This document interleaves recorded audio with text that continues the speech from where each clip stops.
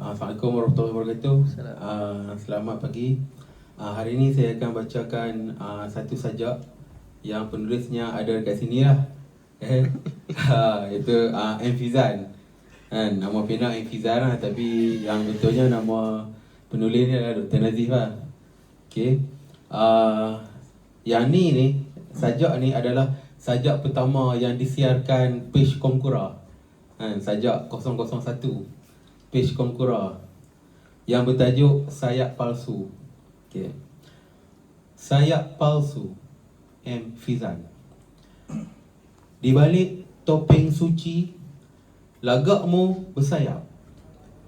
Nama mulia kau lemaskan, dengan nafsu tak bertepi. Doa masa gugur ibarat hujan minyak di laut apimu. Saat kau hanyut tidur, Tuhan cuma menangguh harinya kau lebur. Terima kasih.